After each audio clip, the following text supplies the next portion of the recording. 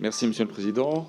Merci, Madame la Présidente et Messieurs les Présidents pour votre intervention, votre énergie, votre fougue et votre courage.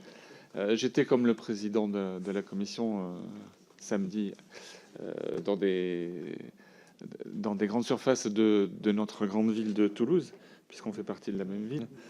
Et je tenais effectivement à féliciter l'engagement des bénévoles, l'engagement des bénévoles permanents, mais également des bénévoles ponctuels, puisque j'ai eu l'occasion de rencontrer des élèves de première qui venaient donner 2 heures de leur samedi après-midi pour la collecte alimentaire, plutôt que d'aller vaquer à d'autres occupations. Et je pense que c'est aussi à souligner.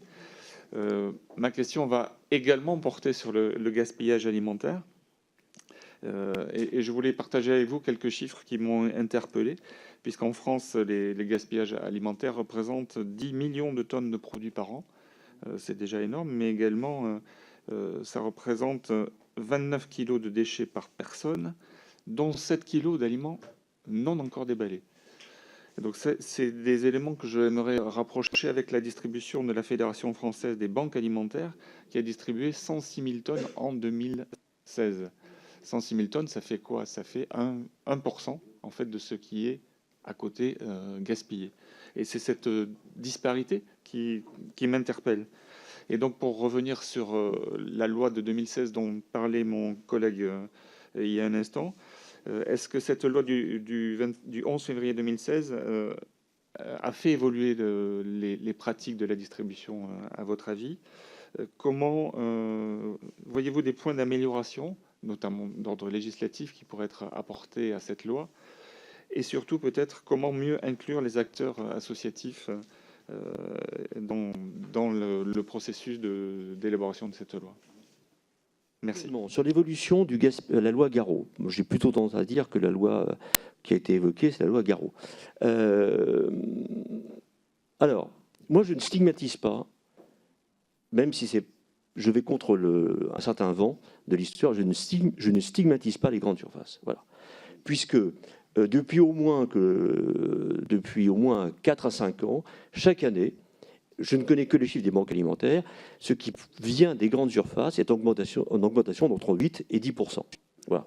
La loi Garot a renforcé, puisque j'ai les premiers chiffres sur les 10 premiers mois de 2017, on était à plus de 10%, on était à plus 8,7% l'année dernière sur l'ensemble de l'année. Voilà. Alors, la loi Garot, elle a fait quelque chose que vous avez mentionné, chère présidente, c'était hiérarchiser. C'est très important. Théoriquement, d'abord vers l'homme, après les animaux et après les méthanisations. Est-ce que c'est respecté partout? Non. Non. Il n'y a pas un gendarme ou un policier derrière chaque hyper ou grande surface.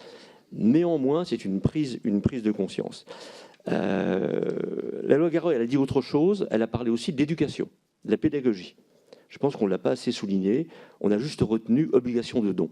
Et elle a aussi parlé, c'est très important, des relations entre les industriels qui font les fameuses MDD, marques distributeurs, et les grandes enseignes, pour empêcher des verrous contractuels. Ça a été une grande progression. Enfin, sur le gaspillage, on manque de chiffres précis. Hein. Il y a un chiffre qui circule, 70% du gaspillage en France, c'est dans le foyer. Voilà. C'est plus compliqué de stigmatiser le consommateur que la grande surface. Vous êtes élu, je vous laisse supposer pourquoi. Donc, de l'éducation.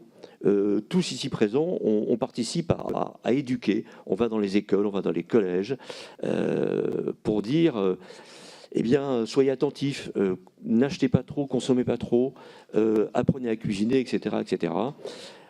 Ça sera un travail de longue haleine, forcément. Je peux juste une minute.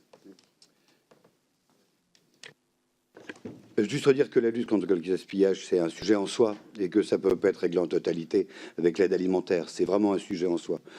Mais quand même, hommage aux chefs de rayon. Parce que c'est grâce à eux qu'il y a la ramasse et qui se fait bien.